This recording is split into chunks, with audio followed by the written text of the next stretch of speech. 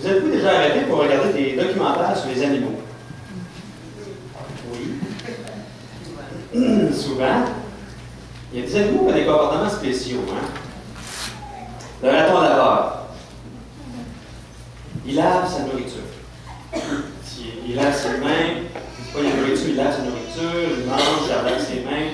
Même quand il pêche un poisson, qui sort de l'eau, il lave son poisson. C'est spécial. L'abeille. Elle fait ses alvéoles en hexagone presque parfait. L'hexagone est le moyen le plus efficace pour remplir le plus ses liqueurs de miel. Là. C'est pas des carrés, c'est pas des ronds, c'est des hexagones. Elle fait ça. Spécial. C'est pas une scientifique. Pourtant, c'est l'hexagone le plus efficace. Un chat, ça se lave tout le temps. Spécial. Un cochon, dès que ça peut, ça va se rouler dans la boue. Imaginez un chat qui regarde un cochon. Avec son arbrèche, là. C'est là. Imaginez le cochon qui regarde le chat qui se lave. C'est là. Le cochon fait ça parce que c'est un cochon. Le chat se lave parce que c'est un chat. Les animaux, ils font ce qu'ils font parce qu'ils sont ce qu'ils sont. C'est leur vie normale pour eux autres. Ils sont comme ça. Ils agissent parce que c'est ça qui est la normalité pour eux autres. De la même manière, avez-vous déjà regardé, inspecté le comportement des personnes dans le Nouveau Testament? Paul. Il se battait pour la vérité, il combattait pour le message de l'Évangile, de manière à ce qu'il ne soit pas altéré par quoi que ce soit. Il se battait pour notre liberté en Christ. Il se battait pour pas que la loi revienne altérée par les œuvres de la loi, le message de la justification par la foi. Paul se battait jusqu'à la mort pour ça. C'est spécial. Les apôtres, ils présentaient l'Évangile, peu importe, même s'ils n'avaient pas le droit de le faire, ils se ramassaient en prison, ils se faisaient battre. Si on les regarde, on se dit, wow, c'est spécial, eux autres. Les chrétiens de l'Église primitive, dans Acte 2, qu'on voit dans Acte 2, 42, on pourrait dire qu'ils sont spéciaux. Ils persévéraient dans l'enseignement des apôtres, dans la communion fraternelle, dans la fraction du pain, dans les prières. Et versets 46-47, ils étaient chaque jour tous ensemble assidus au temple. Ils rompaient le pain dans les maisons et prenaient leur nourriture avec joie et simplicité de cœur, louant Dieu et trouvant grâce auprès de tout le peuple. On regarde ça, on dit, wow, il était spécial, ces personnes-là. Si on regarde les chrétiens qu'on considère comme zélés dans l'Église ici, ils s'offrent entièrement, ils donnent de leur temps, ils aident les autres, et ils font toutes sortes de choses. On va dire, waouh, eux autres sont spéciaux, ils sont zélés. Mais si on demande à toutes ces personnes-là, pourquoi tu fais ça? Comme le chat regarde le cochon, pourquoi tu fais ça? Ils vont dire, non, c'est la vie normale du chrétien. C'est ça. Paul, c'était sa vie normale. Les apôtres, les chrétiens de l'Église primitive, les chrétiens qu'on regarde, on dit, ils sont bien salés. C'est la vie normale. C'est ça leur vie normale. Et je vous rappelle la définition de James Packer concernant un réveil. On pourrait dire que ces personnes-là ont vécu un réveil et vivent un réveil. Mais pourtant, selon James Packer, que je vous ai lu il y a un mois à peu près, un réveil, c'est une œuvre de Dieu qui redonne, selon un processus inhabituel, à une Église moribonde ses qualités propres à l'expérience et à la vie chrétienne que le Nouveau Testament trouve et considère absolument normales. Donc, ce matin, on va parler de la vie chrétienne normale. Qu'est-ce que la vie chrétienne normale? On va voir ça. Mais on va voir plutôt un secret plus grand que le secret de la caramique, le secret de la vie chrétienne normale. C'est quoi le secret de la vie chrétienne normale? Et pour ça, on va voir ça dans l'Épître de Paul à Tite. Aujourd'hui, on commence à éplucher l'Épître de Paul à Tite. On va le voir au complet. On ne le verra pas complet aujourd'hui, mais on va le voir d'ici la fin de décembre, OK? À raison de 2 prédications par mois environ. On va passer tout Tite au complet. Même si c'est une petite épître, comme dirait Jacques, hein? Même si c'est une petite épître, l'épître de Paul à Tite, il y a du stock là-dedans. C'est incroyable. Donc aujourd'hui, on débute Tite. Et comme on débute Tite, je vais vous expliquer un petit peu avant de voir les ingrédients spéciaux, les ingrédients secrets de la vie chrétienne normale. Je vais vous parler un petit peu de Tite. L'épître de Paul à Tite, c'est une lettre que Paul écrit à Tite. Tite, c'est un compagnon de Paul que lui-même a amené à l'Évangile à peu près à son deuxième voyage missionnaire. Tite, c'était pas un juif. C'était un païen qui s'est converti. Et Tite, on voit dans Galates 2, il est mentionné que Tite a été avec Paul et Barnabas au Concile de Jérusalem. Parce que Tite était l'exemple parfait d'un païen qui se convertit et qui n'est pas passé par les œuvres de la loi. Il n'a pas eu à se faire circoncire. Il n'a pas eu à faire peu importe quoi que ce soit par rapport à la loi juive. Il a été sauvé par la grâce. À cause de la grâce de Dieu, par la justification par la foi. Et il était l'exemple parfait de ça. Donc, Paul et Barnabas l'ont amené au Concile de Jérusalem pour démontrer que le salut est possible aussi pour ceux qui ne sont pas juifs. Que Dieu sauve de la même manière. Et Tite a été formé par Paul et a suivi Paul un peu partout dans ses voyages et est allé à Corinthe. Et il a été formé à la dure dans cette église qui est difficile là. Et Tite avait souvent parfois la lourde tâche de continuer le travail qui avait débuté par Paul, qui avait planté des églises. Par exemple, à Corinthe, Paul a envoyé Tite avec la deuxième épître de Corinthiens. C'est Tite qui a amené la deuxième épître aux Corinthiens à Corinthe. Et il est resté avec eux pour les aider dans l'affermissement et la mise en pratique des préceptes que Paul leur apportait. Mais Tite, ce n'était pas juste un envoyé, un délégué apostolique, c'était aussi un ami cher, un frère dans la foi et un compagnon d'œuvre pour Paul. Un fidèle ami. Et maintenant, qu'est-ce qui amène Paul à écrire à Tite? C'est que Paul et Tite ont implanté ensemble des églises sur l'île de Crète. Et après avoir implanté quelques églises, Paul repart en Macédoine et laisse Tite en Crète, sur l'île de Crète.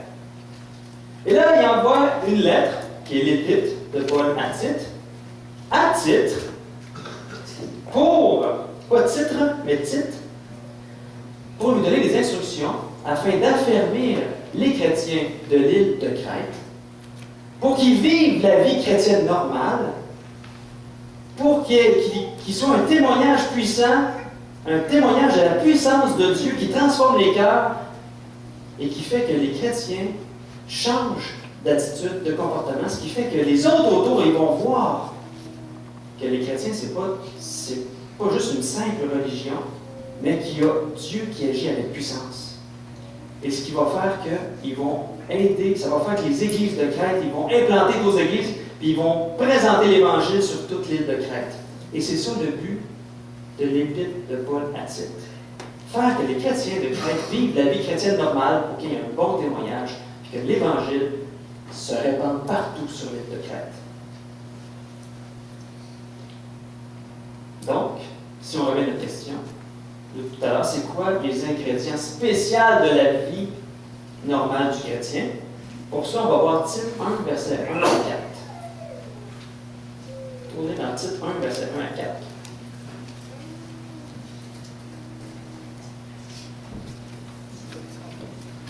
Je vais vous lire ça.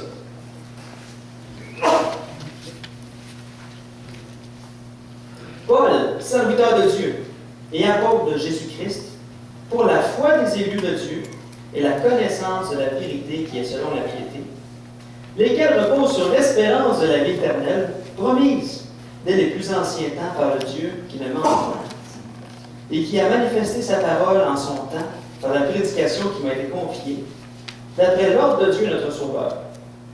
À Tite, mon enfant légitime, en notre commune foi, que la grâce et la paix te soient données de la part de Dieu le Père et de Jésus-Christ notre Sauveur. Qu'est-ce que ça veut dire tout ça? Hein? À première vue, là, hein? C'est assez compliqué. Il y a énormément de choses dans ces 4 versets-là. C'est extrêmement compliqué parce que c'est du Paul. Même l'apôtre Pierre disait que les écrits de Paul étaient très compliqués à comprendre.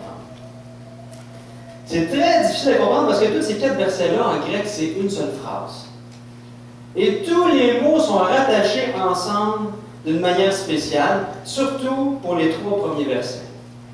Les 3 premiers versets sont une seule et même idée qui sont reliés ensemble d'une manière vraiment spéciale que si on ne comprend pas comment ils sont reliés, on ne sera pas capable de voir c'est quoi le secret de la vie chrétienne normale dans ces versets-là. Et ce matin, on va s'appliquer, on va passer plus de temps sur les 3 premiers versets, parce que le 4e verset, c'est juste, ça s'adresse à Tite, et il lui envoie des souhaits, que la grâce et la paix te soient données de la part de Dieu, le Père, et de Jésus-Christ, notre Sauveur. Mais en premier, on va voir les versets 1 à 3, qui sont très compliqués. Et je vous dis, je me suis cassé la tête cette semaine. J'ai lu beaucoup de commentaires là-dessus. Et un commentateur disait ça, un commentateur disait ça. Mais moi, comment que je vais faire pour expliquer tout ça? Et il est venu quelque chose, ça a fait POW! C'était tellement intéressant. Pour comprendre le message, il faut découvrir que les 3 premiers versets sont un portrait en 3 dimensions. C'est pas juste ce qu'on voit qui est à la surface qui est important de saisir, mais il y a vraiment une profondeur, une largeur, puis c'est à 3 dimensions, je vous l'explique. Il y a 3 dimensions. La première dimension, c'est le contenu. On va voir ensemble, c'est qu'est-ce que ça dit, ces 3 premiers versets-là. La deuxième dimension, c'est la structure du texte. Il y a une structure spéciale dans ces 3 versets-là. Et la troisième dimension, c'est l'attitude de Paul qu'on découvre au travers du choix de ses mots. Vraiment, c'était excitant, et j'espère qu'on rend ça excitant. Okay? Parce que sinon, ça peut être très endormant. Mais on va s'exciter ensemble, parce que la parole de Dieu n'est pas endormante. OK? On va être dynamique. On commence avec le contenu. Le contenu, ces 3 versets-là, on commence par le verset 1. Le contenu, c'est simplement, dans le verset 1, c'est le ministère de Paul. Paul présente son ministère. C'est-à-dire que Paul, c'est un serviteur de Dieu et un apôtre de Jésus-Christ pour la foi des élus de Dieu et la connaissance de la vérité qui est selon la piété. En d'autres mots, Paul, sa vie normale de tous les jours, c'est d'être un serviteur de Dieu, un envoyé, un apôtre, un envoyé de Jésus-Christ. Pourquoi? C'est quoi sa mission? Pour la foi des élus de Dieu. Souvent, quand on voit dans la parole de Dieu, pour la foi de, il y a deux explications à ça. Parfois, c'est dans le but d'amener à l'Évangile quelqu'un, ou la deuxième explication, c'est d'amener quelqu'un à mettre en pratique la parole de Dieu.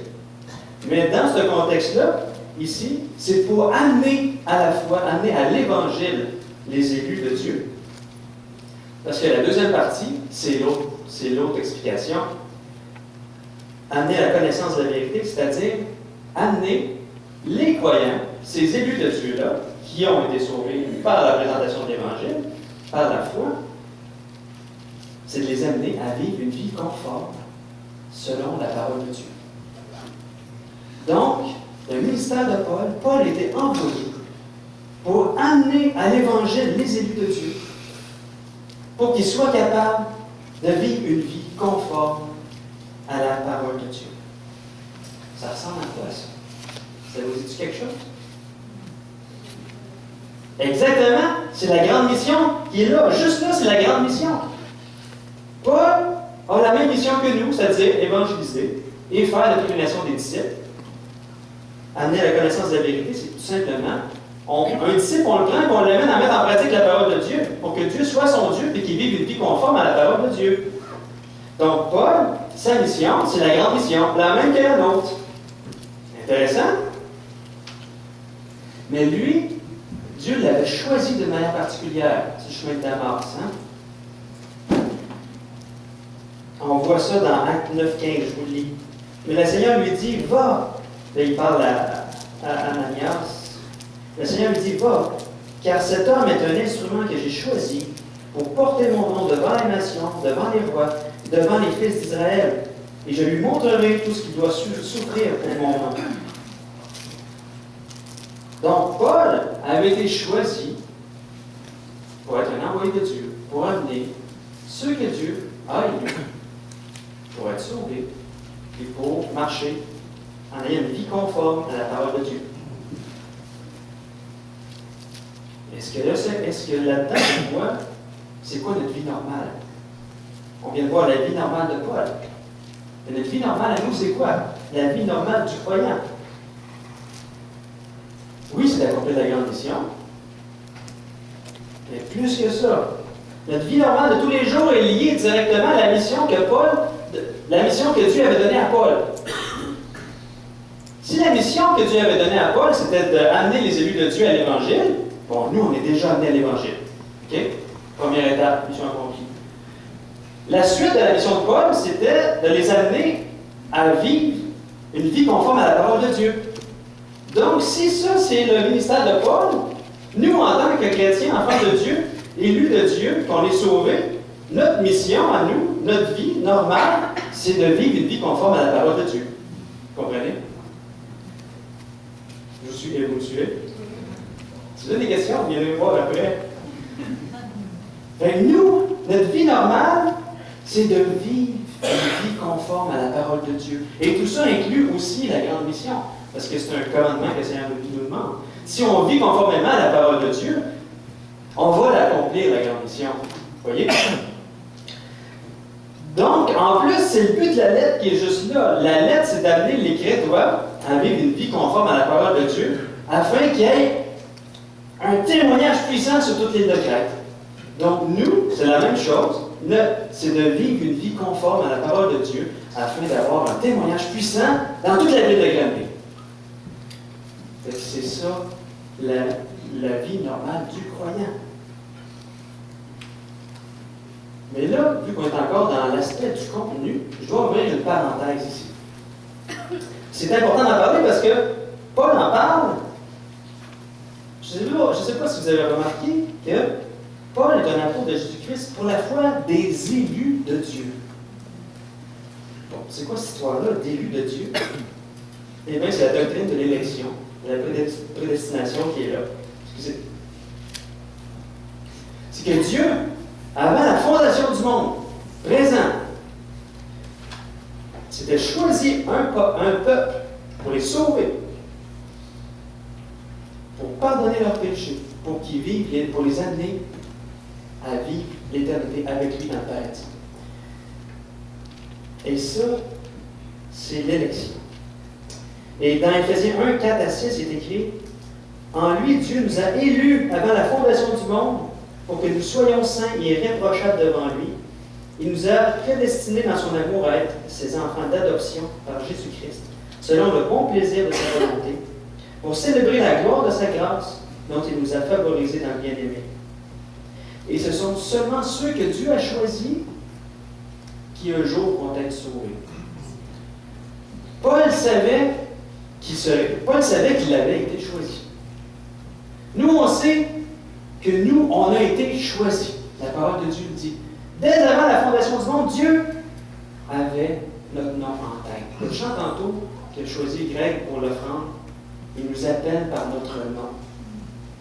Dieu avait notre personne, notre nom en tête pour nous sauver, nous amener dans le paradis. De savoir ça, on se rend compte qu'on n'a aucun mérite. Tout ce qu'on a, tout ce qu'on est, vient de Dieu. Et c'est Dieu qui l'a voulu comme ça. Et tout ce qu'on a dit, c'est merci Seigneur. Sauf que d'un autre côté, il y en a que la doctrine de l'élection, ça vient les heurter un peu. Parce qu'ils se disent, ouais, mais si Dieu sauve seulement ceux qu'il a choisis, ça veut dire que ceux que Dieu n'a pas choisis vont aller en enfer. Dieu est-il injuste? Ça, c'est une question qui peut trotter dans la tête. Est-ce que Dieu est injuste parce qu'il sauve juste ceux-là qu'il a choisis? Mais parlons de la justice de Dieu. Dieu, on sait qu'il est juste. Mais la justice de Dieu, c'est quoi? Car tous ont péché et sont privés de la gloire de Dieu. Car le salaire du péché, c'est la mort. Ça, c'est la justice de Dieu. Quand que Dieu a dit à Adam et Ève, vous ne toucherez pas de l'arbre de la connaissance du bien et du mal, parce que là, le jour où vous en mangerez, mourir, tu mourras. Tu mourras certainement. La justice de Dieu, c'est que tout le monde, toute l'humanité, vu qu'on a rejeté Dieu, on subisse la colère de Dieu. C'est ça la justice de Dieu. Mais la grâce de Dieu, c'est l'élection. C'est poussé par sa grâce et son amour qui s'en choisit quelques-uns. On ne sait pas c'est quoi ces critères de sélection, on ne sait pas rien de ça, mais c'est par sa grâce, il décide de s'en choisir quelques-uns pour les sauver. Et ça, c'est pas la justice de Dieu, c'est la grâce de Dieu. Parce que la justice de Dieu, c'est on mérite tous de périr. Donc, est-ce que Dieu est injuste parce qu'il s'en choisit? Non, Dieu est gracieux. Il décide de s'en choisir. C'est le sait. Des fois, on voit ça de manière différente, mais non. Tout ce qu'on a à dire, c'est merci Seigneur, c'est ta grâce qui m'a sauvé. Et si aujourd'hui, tu n'es pas encore un enfant de Dieu, puis tu sens que le Seigneur te montre que tu es un pécheur, mais c'est la grâce de Dieu qui te pousse à la repentance. Fais juste te tourner vers l'œuvre qu'il a faite sur la croix. Il a subi la condamnation à ta place sur la croix. Fais juste accepter le pardon de Dieu et dire merci Seigneur. C'est la seule chose. Un peu qu'on abandonne nos péchés. Il nous pousse à la repentance. Donc, je fais ma parenthèse de l'élection. Je vais en parler, pas d'en parler. Puis, des fois, ça affermit des choses quand on comprend certaines choses. Des fois, il y a des doutes qui viennent dans notre esprit, mais non, Dieu n'est pas injuste. Si on continue cette dimension-là du contenu, là, on vient de voir dans le verset 1 que la mission de Paul, c'est d'amener les élus de Dieu à la connaissance de l'Évangile, qui se convertissent, qui les amener à marcher la vie chrétienne normale, c'est-à-dire une vie conforme à la parole de Dieu. Et là, il continue au verset 2, comme ça, pouf, il parle de l'espérance. L'espérance de la vie éternelle. Verset 2, lesquels reposent sur l'espérance de la vie éternelle, promise dès les plus anciens temps par le Dieu qui ne ment pas. L'espérance de la vie éternelle. Nous, quand on parle d'espérance, j'espère que demain il va faire beau. J'espère, si je pars en voyage, j'espère que mon char va tenir la rame. J'espère que.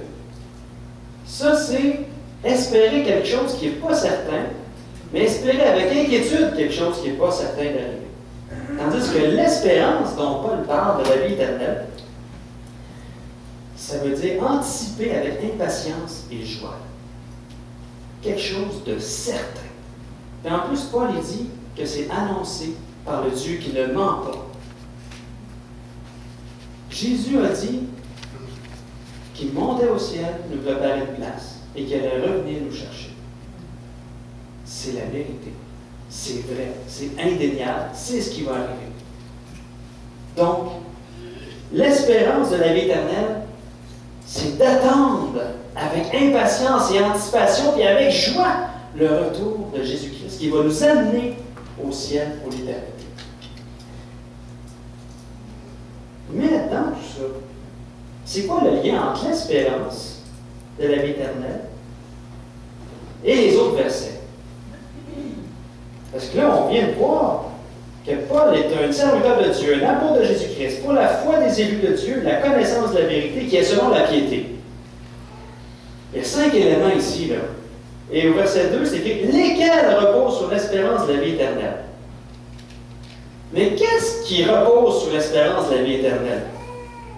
Il y a des commentateurs qui disent « Ben, c'est le fait que Paul est un apôtre ». D'autres, ben, c'est le fait que la foi des élus repose sur l'espérance. D'autres, c'est la vie de piété repose sur l'espérance. Eh bien là, c'était un casse-tête, puis pas à peu près. Jusqu'à temps qu'on découvre la deuxième dimension des 3 premiers versets, qui est la structure du texte. Le texte, les versets 1 à 3 sont structurés de manière spéciale, que Paul utilise souvent ce genre de structure-là. C'est une structure qu'on appelle chiastique. Okay? C'est que Paul commence avec quelque chose, va à un point culminant, et retourne où il a commencé. Et ça clôt la boucle. Okay? C'est comme un hamburger. Okay? Pain, viande, pain. Je vais essayer de comprendre les castiques. Hein? Le pain, c'est quoi? Il commence avec son ministère. Il débute, il explique son ministère. La viande, c'est quoi? L'espérance de la vie éternelle. Et au verset 3, il finit encore par son ministère, parce que le verset 3 parle du ministère qui lui a été confié, ordonné par Dieu. C'est de la prédication de ce message-là. Donc, il finit par son ministère. Et quand Paul utilise cette structure-là, okay, du hamburger, la viande, okay, le point culminant, rattache tous les points ensemble à ce point-là. C'est-à-dire que tous les éléments, le ministère de Paul, la foi des élus de Dieu, la connaissance de la vérité, le fait de vivre la vie normale, repose sur l'espérance de la vie éternelle. C'est le point central, c'est un des ingrédients secrets de la vie normale du chrétien, l'espérance de la vie éternelle. Si tu vis avec une appréhension, avec une joie, une attente que la vie éternelle va arriver, si tu gardes les yeux fixés sur le fait que non, je ne suis pas un citoyen de la terre, mais un citoyen du ciel, la vie chrétienne normale va être facile. C'est le gaz qui nous aide à persévérer dans la mise en pratique de la parole de Dieu. C'est, regarde, je suis un enfant de Dieu et c'est la vie éternelle qui m'attend. Je garde les yeux fixés sur la vie éternelle. C'est ça qui m'attend. Donc, je mets en pratique la parole de Dieu. Je vis la vie chrétienne normale. Parce que c'est ça la réalité. C'est pas le monde dans lequel on vit. Donc, si c'est l'éternité qui compte, nos énergies vont être placées vers les choses du royaume de Dieu et pas vers les choses du monde. Donc, un des ingrédients secrets de la vie chrétienne normale, qui est une vie conforme à la parole de Dieu, c'est l'espérance de la vie éternelle. Si on a cette espérance de la vie éternelle-là, si on sait que c'est la vie éternelle qui nous attend, pourquoi s'occuper des choses du monde puis de perdre notre temps? Hey, la vie éternelle est là, le Seigneur revient. On n'a pas de temps à perdre. Mais cet ingrédient-là, parce que là, il y a un autre secret qui est relié à ça, cet ingrédient-là, qui est l'espérance de la vie éternelle, se cultive et se récolte dans un champ très spécial qui donne les bons nutriments à cette espérance-là. C'est le sol de la proximité avec Dieu. Puis ça, on le voit dans la troisième dimension du texte, qui est l'attitude de Paul, qu'on voit au travers du choix de ces mots. Si on relit les versets 1 à 4, on voit quelqu'un qui apparaît constamment dans ces mots. Je vous dis tout de suite, Dieu, Jésus-Christ. On va le relire ensemble, puis on va compter le nombre de fois que ça apparaît. Puis on voit l'attitude de Paul qui est là. Paul, serviteur de Dieu et apôtre de Jésus-Christ, pour la foi des élus de Dieu et la connaissance de la vérité qui est selon la piété, lesquels reposent sur l'espérance de la vie éternelle, promise dès les plus anciens temps par le Dieu qui ne ment pas, et qui a manifesté sa parole en son temps par la prédication qui m'a été confiée d'après l'ordre de Dieu, notre Sauveur. À titre, mon enfant légitime en notre commune foi, que la grâce et la paix te soient données de la part de Dieu et le Père, de Dieu le Père et de Jésus-Christ, notre Sauveur. Il y a 7 mentions de Dieu ou de Jésus-Christ dans ces 4 versets-là. Paul était un adorateur de Dieu. Paul, ce qu'il avait dans la bouche, c'était Dieu. Et plus flagrant que ça, vous lirez Romains 1. Romains 1, Paul, apôtre de Jésus-Christ, mis à part selon la volonté de Dieu, notre Père et de notre Seigneur. Hey, il n'arrête pas de dire Dieu tout le temps. Dieu est dans tout pour amener à la foi. En tout cas, il y a tout. C'est toujours Dieu qui est le point central. Donc, Paul a une attitude d'adoration constante face à Dieu. qui est l'autre ingrédient secret pour la vie chrétienne, pour la vie normale du chrétien.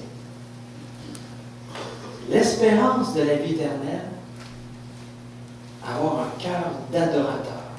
Cette espérance-là s'entretient avec une proximité avec Dieu. Si on est proche de Dieu, si on cherche la face de Dieu, si on est constamment en train de penser à Dieu, c'est sûr qu'on attend son retour, c'est sûr qu'on a hâte qu'il revienne, puis qu'on vit en fonction de lui. Donc, on vit en conformité avec sa parole. Et ça, qu'est-ce que ça va faire? Si on a une bonne relation avec Dieu, et si on vit en fonction de notre espérance de la vie éternelle, ça va faire qu'on va vivre la vie normale du croyant. Et les autres alentours vont dire « Hey! » Comme le cochon qui regarde le chat. « Hey! Pourquoi tu fais ça? Pourquoi tu parles toujours de Dieu comme ça? Pourquoi tant vous aimez les uns les autres? Pourquoi vous voulez faire du bien à la société? Pourquoi vous? » Et les autres, qui sont habitués de nous côtoyer, vont dire, ben, c'est parce que c'est des chrétiens. C'est parce que c'est normal pour eux. Eux, ils font ça parce qu'ils sont des enfants de Dieu. Puis ils vivent en fonction. Les autres, ils pensent, là, les drôles, là, qu'ils vont passer l'éternité avec Dieu. Donc, ils vivent en fonction de ça. Puis leur Dieu est vraiment leur Dieu de leur vie. Et ça va faire que les autres, ils vont dire, hein, il manque quelque chose. Moi, je veux vivre ce qu'ils vivent aussi. Et c'est ce témoignage puissant-là de la transformation de Dieu, que Dieu a transformé nos cœurs, qui va faire que l'Évangile va se propager. Puis la grande mission, on va l'accomplir naturellement, parce qu'on va vivre la vie chrétienne normale.